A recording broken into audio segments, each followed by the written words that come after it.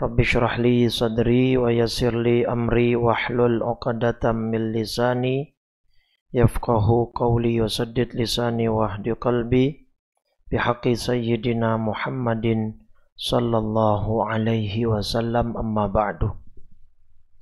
Fa ya ayyuhal hadirun wal hadirat, segenap jamaah salat zuhur Masjid Jami Al-Badar Bapenda DKI rahimakumullah. Alhamdulillah, pada siang hari ini Allah berikan kita nikmat iman Islam, panjang umur dalam keadaan sehat walafiat, sehingga kita bisa melaksanakan kewajiban kita, yaitu sholat zuhur berjamaah. Mudah-mudahan semuanya yang hadir kita sholatnya diterima oleh Allah Subhanahu wa ta'ala.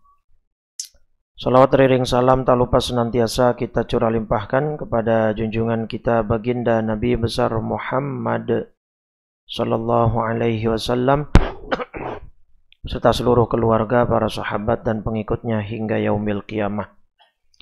Mudah-mudahan kita semua yang hadir kelak mendapat syafaat dari baginda Rasulullah sallallahu alaihi wasallam. Amin ya rabbal alamin.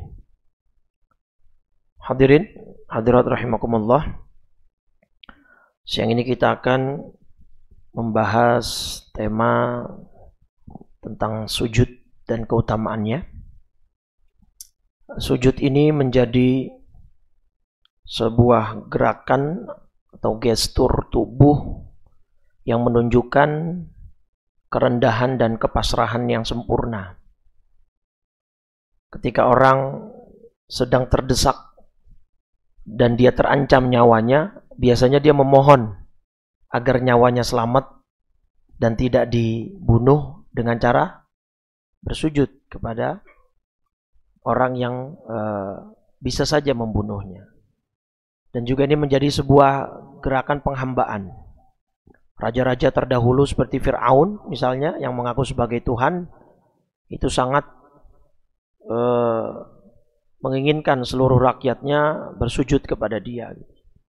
Bahkan beberapa raja sekarang kayak Raja Thailand juga tuh, dia punya SOP di ininya, di apa namanya, di kerajaannya, semua anak buahnya atau semua rakyatnya itu cara memuliakannya itu dengan cara agak merunduk, hampir bersujud lah gitu ya, ketika apa namanya ingin menghadap kepada rajanya.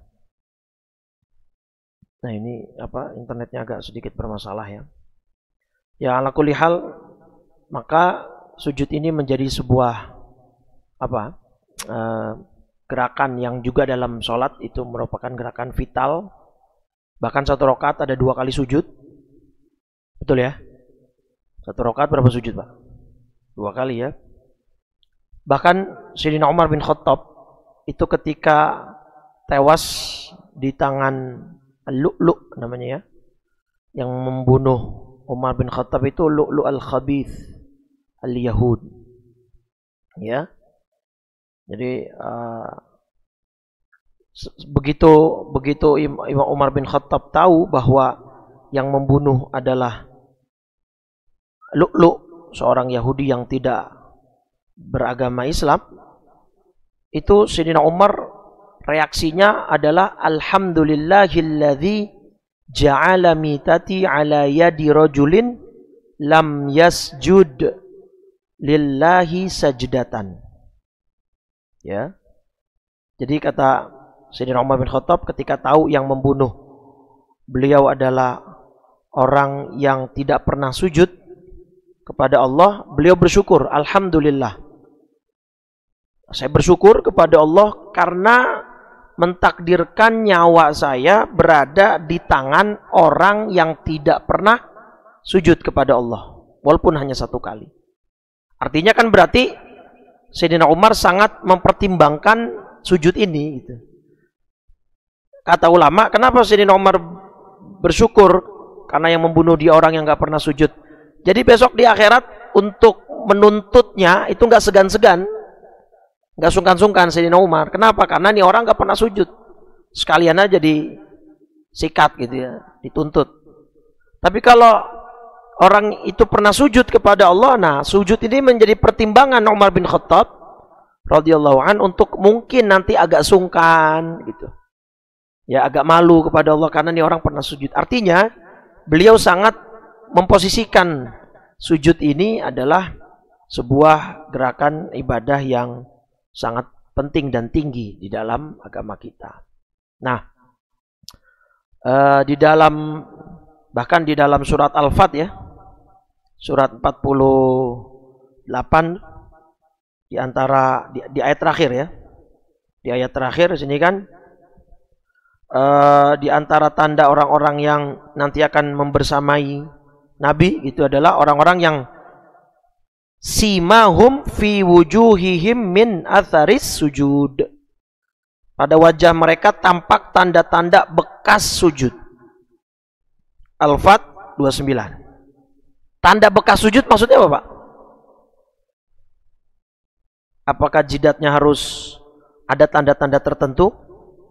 Nah, kalau ngelihat tafsirnya, terus setidaknya ada 2-3 yang populer. Satu, zaman Nabi kan masjidnya belum pakai ini, Pak. Boro-boro karpet ya, boro-boro keramik.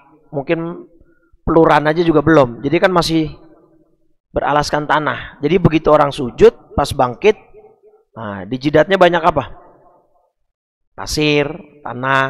Nah, itu berarti ini orang habis sujud. Itu yang dimaksud tanda sujud yang pertama. Versi penafsiran kedua, sujud itu identik dengan orang banyak sholat. Banyak sholat ini berarti dia memperbanyak tahajud.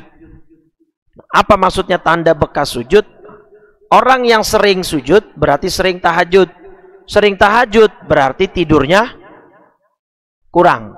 Orang yang tidurnya kurang berarti pas paginya wajahnya itu kelihatan ngantuk. Wajahnya matanya memerah, wajahnya lesu. Nah, berarti ini malam habis tahajud banyak gitu.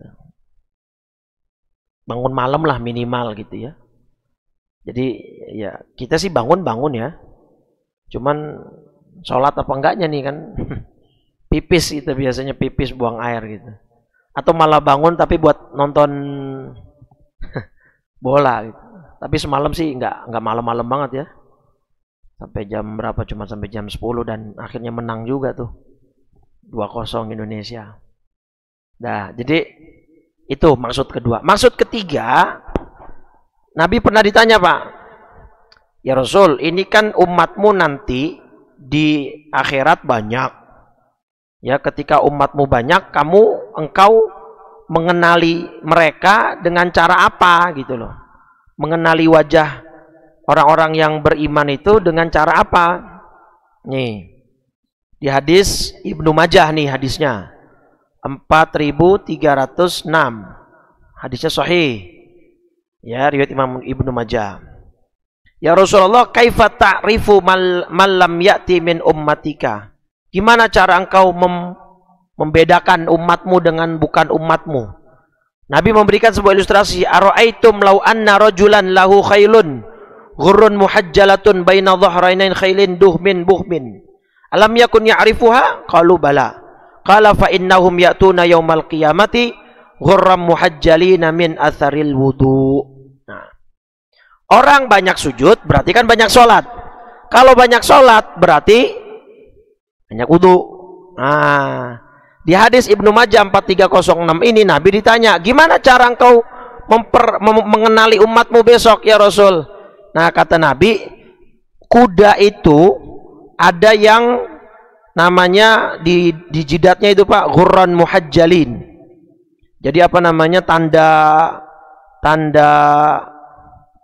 putih-putih, Pak, di jidatnya kuda gini nih. Nah, ini nih. Kan di jidatnya ada putih-putih ya. Nah, jadi Nabi di hadis Ibnu Majah tadi Nabi memberi ilustrasi begini. Coba sekarang kalau saya tanya, kamu masuk kandang kuda yang kudanya ratusan, bahkan mungkin ribuan, tapi semuanya warna hitam kuda itu. Nah, ada beberapa yang tadi ghurran muhajjalah, ada yang tanda putihnya itu. Nah, apakah kamu bisa membedakannya? Ya gampang, kata sahabat. Ya begitulah besok. Aku akan bisa membedakan mana umatku mana bukan dari bekas wudhunya dan sujudnya. Jadi wajah kita bercahaya putih-putih, Pak. Terus, jadi nggak usah khawatir nggak dikenali Nabi. Insya Allah lah, jamaah Al-Badr nih wajahnya, jangankan di akhirat, di dunia aja udah bercahaya. Ya betul nggak? Kalau bapak nggak percaya, masuk kamar, matiin lampu, nyalain HP, pasti bercahaya tuh. Nah, jadi itu cara Nabi mengenali umatnya yang diriwayatkan oleh Ibnu Majah dalam hadis sahihnya 4306. Nah, jadi semulia itu, Pak, ya sujud. Bahkan kata beberapa ulama bahwa nanti ketika, bukan ulama ini hadisnya. Ini hadis Nabi lewat suatu kuburan. Rok'atani ahabbu ila hadza min baqiyati dunyakum. Ini orang yang ada di alam kubur ini nih lebih mengidam-ngidamkan sholat walaupun 2 rakaat ketimbang dunia kalian beserta isinya. Jadi kalau dia dikembalikan ke alam dunia, ditanya mau ngapain, dia memilih untuk sholat. Dan di dalam sholat pastinya ada gerakan sujud. Nah, baik. Yang menjadi bahasan saya di siang ini, menjadi bahasan utamanya ya, porosnya adalah hadis Muslim, Pak. Nomor 489. Nah, hadis Muslim nomor 489. Hadis ini dari sahabat Rabi'ah bin Ka'ab. Oke, Rabi'ah bin Ka'ab. Ini laki-laki ya, Rabi'ah ini laki-laki. Orang Arab walaupun ada tak marbutohnya begini nih, nggak mesti perempuan, Pak. Budaknya atau asistennya Siti Khadijah yang menemani Nabi dagang siapa namanya? Siapa? Maisaroh. Maisaroh itu kan kalau di kita nama laki apa perempuan, Pak? Perempuan. Nah, ini yang nemenin Nabi dagang ke Syam ini, bawa dagangannya Khadijah radhiyallahu anha, laki-laki. Ininya asistennya Siti Khadijah gitu ya. Kalau kita Maisaroh perempuan gitu. Nah, jadi hadis dari Rabi'ah bin Ka'ab. Beliau bercerita nih, Pak. Kuntu abitu ma'a Rasulillah sallallahu alaihi wasallam. Satu hari atau satu malam saya pernah bermalam bersama Nabi. Ngineplah bareng Nabi. Fa'ataituhu biwadu'ihi wa hajatihi. Kan kalau zaman Nabi kan belum ada toilet, belum ada kamar mandi kan, Pak. Jadi kalau mau buang hajat, mau wudu, itu mesti nyiapin airnya dulu ya. Zaman dulu kita lah ditimba dulu misalnya sebelum ada mesin pompa, ya kan? Kayak gitulah. Dulu saya masih ngalamin tuh yang dikerek sama yang dipompa apa, mesin kodok ya, yang di begituin apa namanya? Ya itulah. Zaman saya bocah saya masih ada beberapa di kampung, di rumah saya di Jakarta, di Cipinang Muara. Itu beberapa orang Betawi masih ada yang punya begitu, jadi kita serot gitu. Nah, artinya apalagi zaman Nabi kan gitu. Nah, Rabi'ah ini bertugas menemani Nabi sekaligus mempersiapkan tuh kebutuhan-kebutuhan Nabi termasuk air untuk buang hajat dan wudu. Gitu kan? Nah, setelah Nabi selesai, faqala li. Nah, Rabi'ah diberikan tawaran oleh Nabi. Sal, kata Nabi. Ya Rabi'ah, mintalah. Kamu mau minta apa? Oh, bayangin coba, Pak. Kalau kita di posisinya Rabi'ah, Nabi menawarkan satu tawaran yang kita bebas nentuin. Pertanyaannya cuma satu, sal, mintalah. Apa yang kamu mau minta, Rabi'ah? Kalau kita di posisi itu, kira-kira yang kita minta apa, Pak? Minta dunia apa minta akhirat? Dunia akhirat, Ustaz, nggak mau rugi deh. Nah, jawaban Rabi'ah ini, as'aluka murafaqataka fil jannah. Ya Rasul, saya minta kepada engkau agar saya besok jadi teman engkau di sorga. Oh, permintaan cerdas kan nih, Pak? Kalau minta jadi temannya Nabi di sorga, udah pasti masuk sorga? Pasti. Plus ditambah sorganya paling atas, paling tinggi, paling VVIP dah. Barang Nabi Firdaus. Oke. Terus Nabi tanya lagi, au ghairu dzalik. Ada yang lain enggak? Selain itu ada nggak permintaanmu yang lain? Kalau kita ditawarin sampai 2 kali begitu, mungkin yang pertama kita minta akhirat, bener udah. Yang kedua, wah udah ini kesempatan nih, minta duit, minta ini, minta ini. Ya kayak siapa? Sa'labah ya.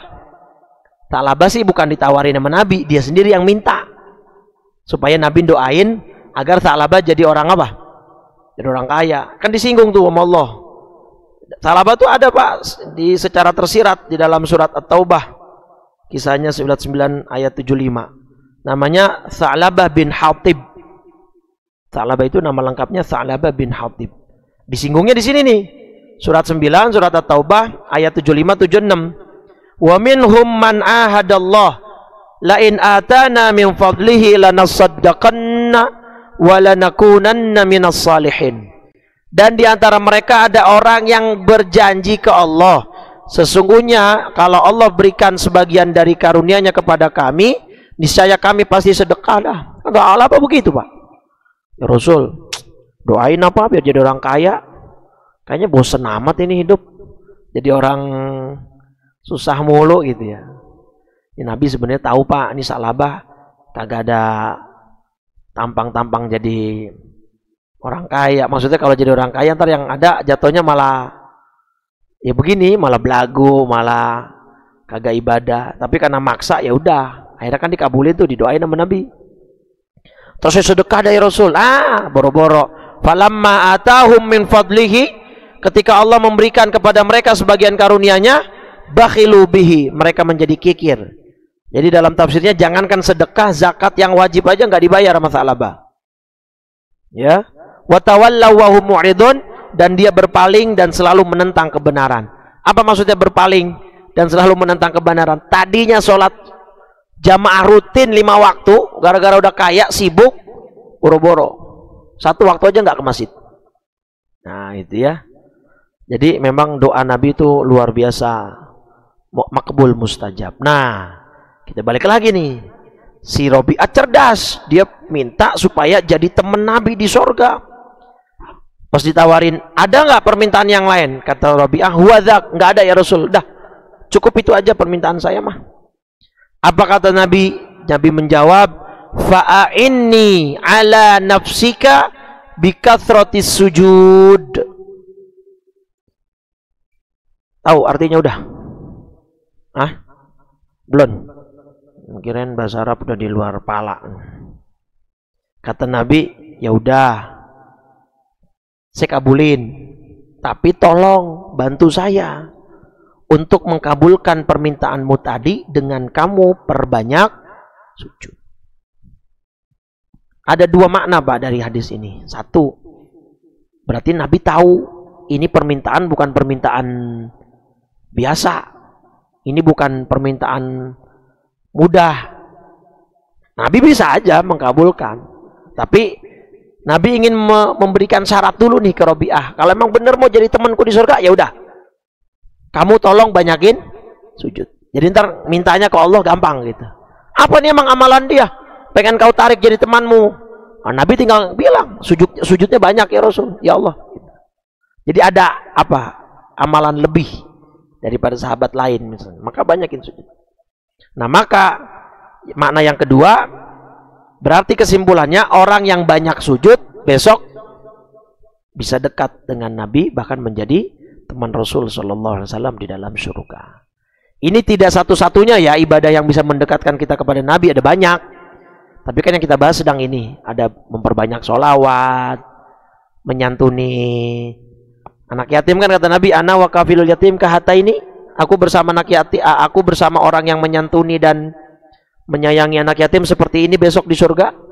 Dan Nabi memberi isyarat antara jari tengah dengan jari telunjuk. Jadi ada banyak Pak, ada banyak cara atau pintu kita bisa masuk melalui pintu tersebut sehingga kita dekat dengan Nabi. Nah salah satu yang kita bahas ini, satu, perbanyak sujud. Nah pertanyaan saya selanjutnya Pak, apa kategori perbanyak sujud Pak? Dengan cara apa kita berarti perbanyak sujud? Sholat apa? Sholat fardu. Sholat fardu bisa ditambah sujudnya? Nggak bisa. Berarti sholat sunnah. Selain sholat sunnah apa Pak? Nah ini yang nanti saya mau akan bahas juga nih. Sujud tilawah. Sujud syukur termasuk, tapi kan itu momentum saja sifatnya. Kalau tilawah kan bisa dilazimkan kalau dia baca Quran full, khatam, misalnya 1 bulan sekali. Karena sujud tilawah dalam Quran ada berapa tempat? Ada yang bilang 14, ada yang bilang 15. Tuh. Apa bacaan sujud tilawah? Sajada wajhiya lilladzi khalaqahu wa sawwarahu wa syaqqa sam'ahu wa basarahu bihaulihi wa quwwatihi fatabarakallahu ahsanul khaliqin. Tinggal ketik aja Pak kalau belum hafal.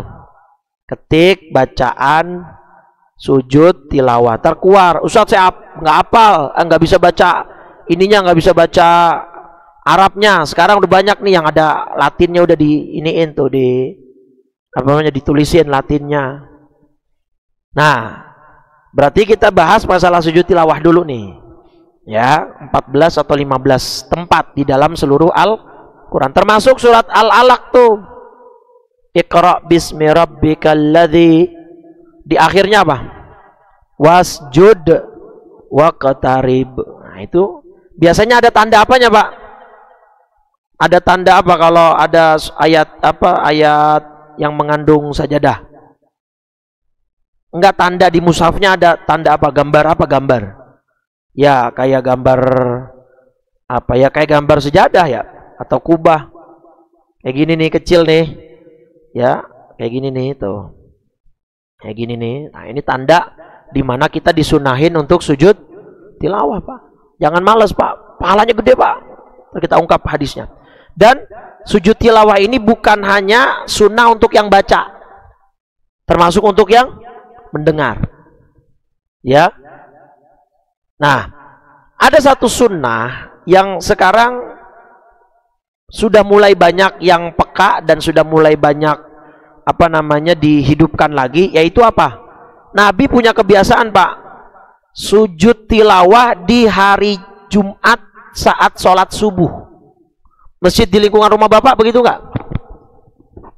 Jadi satu hadis sahih riwayat Imam Muslim di nomor 880 ya, itu kata Ibnu Abbas, kata Abu Hurairah, anna Nabiyya sallallahu alaihi wasallam kana yaqra'u fis subhi yaumal jumu'ati alif lam mim sajadah surat 32 dan al-insan rakaat keduanya. Waktu Ramadan tahun berapa saya lupa, saya ngisi di Masjid Fatahillah Balai Kota. Ibu-ibu ada yang nanya ke saya pas lagi kajian etikaf tuh, Ustadz, emang ada riwayat Nabi sholat subuh 3 rakaat? Kata ibu itu begitu. Saya langsung nangkep, oh maksud ibu subuh ya hari Jumat. Iya Pak Ustadz. Sholat di mana ibu? Di Sunda Kelapa katanya. Nah itu bukannya sholat subuhnya 3 rakaat Bu, tapi itu ada tambahan sujud tilawah. Gini Pak, jadi nah ntar kan yang disuruh baca itu surat As-Sajadah. Surat As-Sajadah itu surat 32. Ayat 15-nya itu mengandung sajadah. Nih ada tandanya. Innama yu'minu bi ayatina alladzina idza dzukiru biha kharru sujjadaw wa sabbahu bihamdi rabbihim wa hum la yastakbirun. Sujud dah. Langsung enggak pakai ruku. Langsung sujud. Sajada wajhiya lilladzi khalaqahu wa sawwarahu wa syaqqa sam'ahu wa basarahu bihaulihi wa quwwatihi fatabarakallahu ahsanul khaliqin. Enggak pakai duduk di antara 2 sujud, karena cuma sekali sujud tilawah. Bangkit langsung berdiri. Pas berdiri ngapain? Enggak baca Fatihah, karena itu masih rakaat pertama. Lanjutin ayat 16-nya. Tatajafa junubuhum 'anil madaji'i yad'una rabbahum khaufan wa tama'a wa mimma razaqnahum yunfiqun. Paham nggak Pak? Pernah nggak seumur hidup ngejalanin begini? Kalau nggak salah di Haramain yang masih ngelakuin Madinah kalau nggak salah. Di masjid Bapak nggak ada yang pakai itu subuh hari Jumat. Masjid depan rumah saya dari zaman saya kecil sampai sekarang saya punya anak kecil, alhamdulillah masih ngamalin. Jadi gini nih Pak nih, kan rakaat pertama ya takbiratul ihram terus baca Fatihah. Habis baca Fatihah baca apa tadi? Surat As-Sajdah, surat 32. Pas sampai ayat ke-15 ngapain? Sujud nih. Langsung sujud. Sujud tilawahnya, ya kan?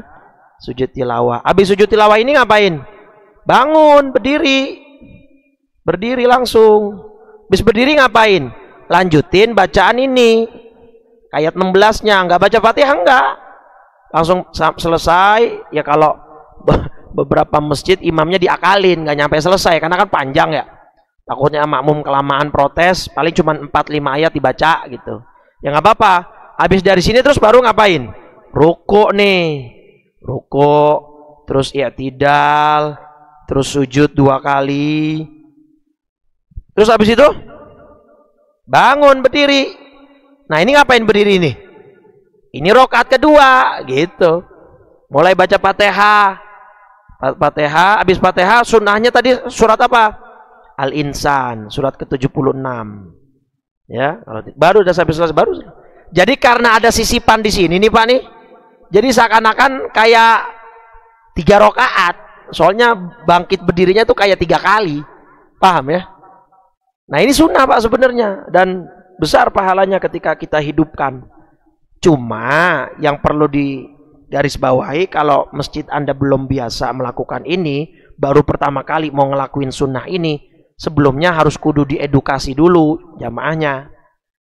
Dan ketika sebelum takbiratul ihram, imamnya bilang, umumin kita akan melaksanakan sujud tilawah. Karena banyak kejadian Pak, dan banyak jamaah itu cerita ke saya, bener Ustaz, gara-gara kita nggak edukasi dan nggak kita beritahu dulu, imam begitu sujud tilawah makmumnya subhanallah, subhanallah, sangkanya imamnya lupa gitu ya. Akhirnya kan jadi apa tuh, jadi chaos sholatnya. Imamnya terus, makmumnya nggak paham, atau mungkin makmumnya ngikutin tapi setelahnya diomongin, itu imam mazhab mana lagi ya, imamnya sesat kali ini, masa sholat subuh begitu. Nah, maka perlu ada edukasi. Nah gini maksud saya, berarti kalau setiap subuh Jumat kita melakukan sunnah ini, sujud kita lebih banyak gak dari orang lain? Kan gitu poin saya, paham gak? Itu satu. Yang kedua, kalau Bapak baca Quran lazim khatam tiap beberapa periode sekali, kan ada 15 ayat yang mengandung sajadah tuh, atau 14. Nah berarti kan setiap Bapak nanti sujud, Bapak bertambah nggak sujudnya? Lebih banyak nggak dari orang lain pada umumnya? Nah, dan sujud tilawah jangan dianggap remeh Pak. Nih hadis Muslim lagi nih, dahsyat Pak. Ya, cuman sujud doang padahal nih, tapi pahalanya luar biasa. Ini hadis Muslim juga. Jadi hari ini kita full di hadis Muslim nomor 81. Nah, Nabi mengatakan, "Idza qara'a ibnu Adam sajdata," kalau ada anak Adam manusia baca ayat yang mengandung sajadah, yang mana dalam satu Quran itu full ada 14 sampai 15 tempat. Fasajada, kemudian dia ikuti dengan sujud. Etazala syaitanu ya beki Pak. Setan akan mojok sembari menangis. Temannya nanya, ya wailahu, lu ngapa mojok begitu nangis? Noh, ada manusia lagi baca Quran. Terus pas sampai ayat sajadah dia sujud. Lah emang apa? Fasajada, ketika dia sujud itulah falahul jannah, dia akan dapat surga dari Allah. Itu setan yang ngomong begitu Pak. Jadi dia kenapa nangis? Kayak ngerasa sia-sia usahanya.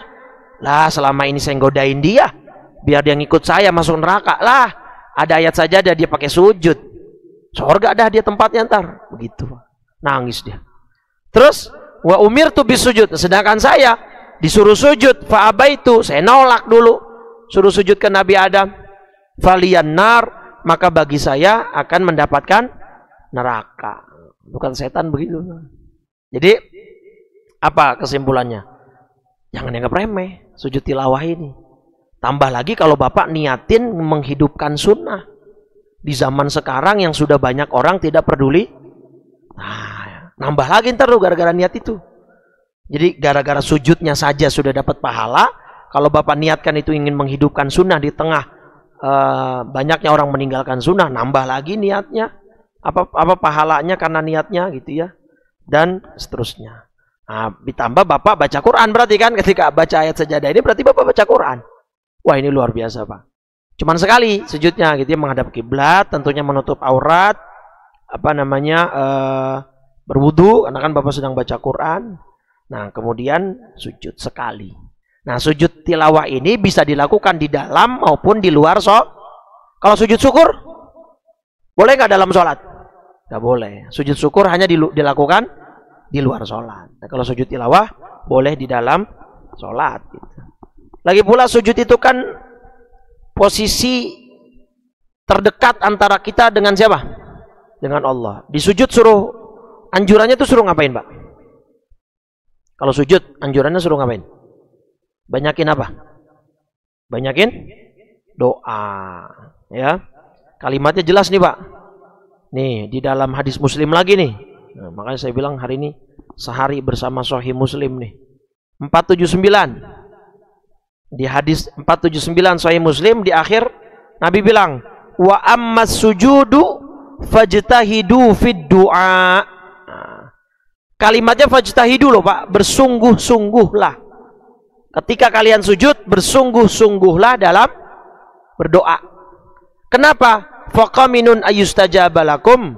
Karena itu lebih berpotensi untuk diterima. Nah, kalau ada yang nanya teknis fikihnya, boleh doa apa aja Pak dalam sujud? Apa aja yang boleh dipanjatkan dalam sujud? Apa aja? Kan Al-Baqarah 45 memang salah satu media kita meminta wasta'inu bis-sabri was-shalah. Bahkan gak cuma sujud Pak, sebenarnya ada lagi satu tempat saat sholat yang suruh dianjurin banyak doa. Kapan? Tahiyat akhir sebelum salam. Situ tuh poin. Nah, kalau teknisnya doa apa aja termasuk duniawi boleh Pak. Cuman kalau redaksi doanya tidak dari Quran dan hadis, jangan ucapkan, jangan disuarakan. Apalagi pakai bahasa Indonesia. Cukup di mana? Dalam hati. Sujudnya lama. Nah, kalau jadi imam jangan lama-lama tapi ya. Jadi imam 5 menit sujud doang. Loh, makmumnya nih imam, ngapain imam? Takutnya ntar sian juga yang punya darah rendah Pak. Bangun-bangun keliangan dia ntar. Jadi harus tahu kebijakannya atau kebijaksanaan dalam berdakwah gitu ya. Kalau sendiri terserah. Sujud ke berapa sih Pak? Yang dianjurin banyak doa sujud ke berapa? Sebenarnya bebas. Di situ ada nggak Nabi bilang sujud terakhir? Enggak ada, cuman wa ammas sujud. Nah, saat bersujud fajtahidu.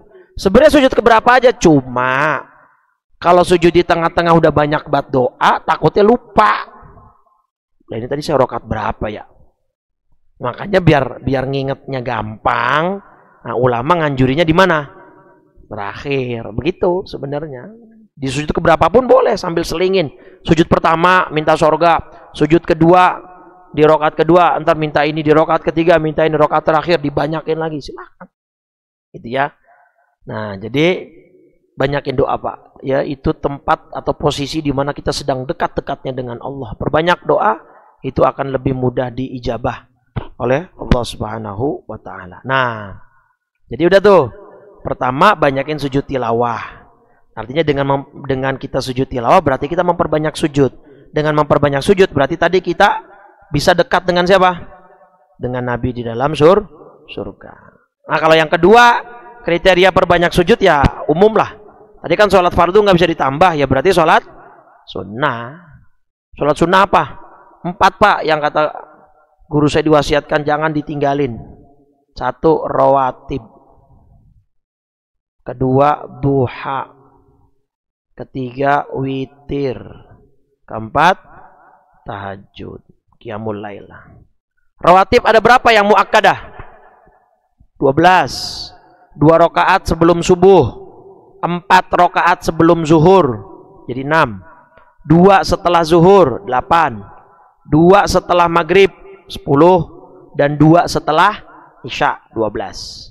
Kata Nabi, man shalla thintaya asyara rakaatan, siapa orang sholat 12 rakaat sehari semalam, banallahu lahu baitan fil jannah, Allah akan bangunkan istana di surga. Nah 12 rakaat ini apa? Ya tadi, rawatib yang muakkadah, yang sangat ditekankan, dianjurkan. Kalau yang ghairu muakkadah, yang penekanannya agak kurang, ada berapa? 8. 4 rakaat sebelum asar, 2 rakaat sebelum maghrib, 2 rakaat sebelum isya. Itu ghairu muakkadah, yang penekanannya agak kurang. Artinya apa? Kalau Bapak mau ngejar dulu yang 12 tadi. Untuk dilazimkan dan dirutinkan. Duha, kita nyebutnya duha sholat apa? Rezeki gitu ya. Sampai ada temen keciri banget nih. Sholat duhanya rajin 8 rakaat. Kalau pas lagi susah doang. Dia sholat duha. Udah keciri sama temennya ketebak. Nah, lu sholat duha nih. Lagi kere lu ya. Lagi bokeh lu ya. Ya gak apa-apa juga sih Pak sebenarnya. Cuma kan harapannya jangan pas lagi kere doang. Ingat Allahnya gitu ya. Nah sebenarnya rezeki itu ada 2 Pak nanti. Ada rezeki hissi. Ada rezeki maknawi. Hissi itu rezeki yang material. Uang, rumah, mobil, motor. Itu hissi. Tapi nggak kalah penting rezeki maknawi Pak. Sehat. Pikiran tenang. Nyaman hati, istri soleha. Anak gampang diatur, bisa dibilangin. Itu rezeki juga kan. Bahkan nggak kalah penting dengan yang materi Pak. Lah Bapak banyak duit tapi stres, lama-lama depresi gila bagaimana? Ya walaupun agak jarang sih ya orang kaya depresi gitu. Tapi ya kalau bisa aja gitu. Jadi sholat duha itu rezeki yang hissi maupun ma'nawi akan ngikut Pak. Ya, minimal berapa rakaat duha? 2, maksimal 12, tapi afdolnya 8. Ya, jadi ada kaidah dalam asbah wan nadhair, kaidah usul kaidah fikih, ma aktsaru fi'lan aktsaru thawaban. Ibadah yang banyak dilakukan maka banyak juga pahala yang didapatkan. Kecuali sholat duha. Sholat duha antara 12 dengan 8 itu lebih banyak pahala 8. Kenapa? Karena Nabi lebih sering melaksanakan yang 8. Jadi ada unsur ittiba di situ. Ada unsur mengikuti nabinya. Nabi lebih sering 8 ketimbang 12. Nah witir Pak, bagi Nabi witir ini wajib. Makanya mazhab Hanafi witir juga hukumnya wajib. Kita kan nggak sunnah. Minimal berapa witir? 1. Minimal 1. Ya elah, 1 berapa menit sih Pak? Dan Abu Hurairah diwasiatkan oleh Nabi an utira qabla an arkud. Saya diwasiatkan oleh Nabi Muhammad SAW untuk selalu sholat witir sebelum tidur. Nah kata Imam Nawawi dalam syarah Sahih Muslimnya, ini berlaku bagi yang khawatir kalau malamnya nggak bisa bangun. Apa lembur nih, banyak kerjaan, capek, baru bangun, baru tidur juga telat jam-jam 10-11, kayaknya nggak bangun ya. Jangan nggak sholat witir, witiran dulu Pak. Jadi daripada nanti witirnya nggak dapat, tahajud nggak dapat semua akhirnya. Witirnya minimal 1, maksimal 11, ya idealnya 3 dah. Jadi witir itu bukan ibadah khusus di bulan Ramadan saja, tiap malam Pak. Dia, dah tuh witir. Tapi kalau dia punya kebiasaan bangun, bagusnya tetap diakhirkan ya. Afdolnya tetap diakhirkan setelah Anda tahajud, setelah Anda sholat hajat dan lain-lain. Tahajud, qiyamul lail. Ini biasalah umum. Minimal 2, maksimal nggak ada batasnya. Tahajud itu maksimal nggak ada batasnya. Makanya sering kita dengar ulama sholatnya sampai puluhan, bahkan mungkin ratusan rakaat qiyamul lailnya. Iya. Tarawih itu Pak, kan masuknya qiyamul lail kan kategorinya. Tapi tidak dinamakan tahajud, karena tahajud itu beberapa ulama mensyaratkan harus tidur dulu baru dinamakan tahajud gitu. Nah, qiyamul lail itu nggak ada batasnya. Dalam mazhab Maliki, di beberapa negara yang bermadzhab Maliki kayak Tunisia, Libya, Aljazair, Maroko, itu mereka tarawih kalau Ramadan 30 rakaat Pak. Jadi plus witir 33. Itu di kita kan umumnya 20 sama 8 tarawihnya, plus witir 3 jadi 23 sama 11. Jadi nggak usah diributin. Mau 11 apa 23 nggak usah diributin. Yang penting mah sholat, jangan pakai dibentur-benturin juga. Lu mau ngikut Nabi apa ikut ulama? Ini salah Pak. Lah Sayyidina Umar kok ngerjain jamaah juga nggak ngikutin Nabi. Itu Sayyidina Umar pencetusnya gitu. Jadi itu kan qiyamul lail kategorinya. Makanya hadisnya man qama ramadhana imanan wa ihtisaban ghufira lahu ma taqaddama min dzambi. Bentar lagi nih Pak Ramadan ya. Kurang lebih sekitar berapa bulan lagi? 3 bulan kurang lebih ya. Mudah-mudahan panjang umur sehat walafiat kita. Nah, jadi banyakin kan, berarti tarawih kan banyak sujud tuh. Banyak sujud. Lagi pula saya 11 rakaat dulu waktu di Yaman, Pak. 3 jam. Karena satu juz yang dibaca dan bacanya tartil, nggak diwasol, diwakof, per ayat diputus. 3 jam 11 rakaat. Saya waktu itu masih umur 18-19 tahun. Habis itu saya nggak lagi. 3 jam. Maksudnya saya banyak tugas kuliah dan lain sebagainya. Itu aja yang saya masih muda, apalagi coba dibawa kemari 11 rakaat tapi 3 jam. Laku nggak di Jakarta? Agak bakal laku gitu. Jadi maksud saya nggak usah lah berdebat lagi masalah jumlah. Silakan ada mau sholat tarawih berapapun. Yang penting perhatikan niat, keikhlasan, ketulusan gitu kan. Jangan ria. Nah berarti kalau kita pakai kategori perbanyak sujud, antara 20 sama 8 banyakan mana sujudnya? Nah, tadi debat lagi memang 11, tapi kan kita 11 sujudnya sempurna Ustadz. Nah, berarti kan Anda menuduh yang 20 nggak sempurna. Kan itu kan kembali ke masing-masing pribadi kan ya. Bukan masalah jumlahnya sebenarnya gitu. Jadi ya tergantung bagaimana kita melaksanakannya, usahakan melaksanakan dengan baik dan sempurna. Gitu aja. Jelas ya? Jadi perbanyak sujud, insya Allah kita bisa dekat dengan Nabi kita Muhammad Sallallahu Alaihi Wasallam. Terutama sujud tilawah nih Pak, hidupkan lagi. Kalau memang posisi Bapak lagi di kendaraan, nggak bisa sujud, ganti pakai apa? Sujud tilawah nih, dengar Bapak atau baca. Tapi Bapak lagi nggak bisa sujud, nggak ada posisi yang memungkinkan Bapak sujud. Ganti baca apa? Tasbih. Subhanallah, walhamdulillah, wala ilaha illallah, wallahu akbar. Berapa kali? Ada yang bilang 3, ada yang bilang 4.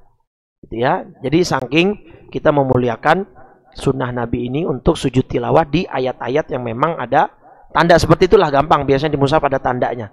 Kalau ada tanda seperti itu, kalau di mushaf Saudi begini tandanya nih. Di mushaf cetakan Saudi, kita buka di surat sajadah tadi misalnya ya. Surat 32 ayat 15 nih. Nah, kayak gini lah. Lebih gede nih biasanya. Kelihatan kan ini? Ayat 15 nih tuh. Itu ada namanya, berarti di ayat-ayat yang bertanda seperti itu kita disunahkan untuk sujud tilawah. Baik. Saya kira itu ya. Mari kita perbanyak sujud, kita sempurnakan sujud kita khusyukkan sujud kita. Insyaallah dengan itu besok kita mendapatkan kemuliaan di sisi Allah Subhanahu wa taala dengan cara kita menjadi teman Nabi di dalam surganya. Amin. Ya Rabbal Alamin. Kita tutup kajian kita siang ini dengan 3 kali kalimat tauhid dan doa kafaratul majlis.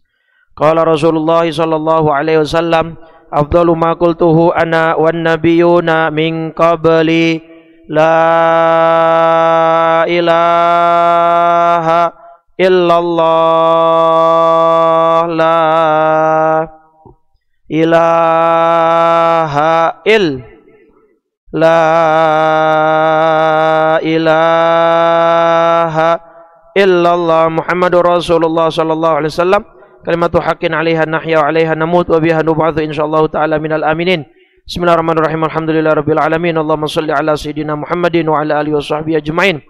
Allahumma inna nas'alukal huda wat tuqa wal afafa wal ghina. Allahumma a'inna ala dzikrika wa syukrika wa husni ibadatik.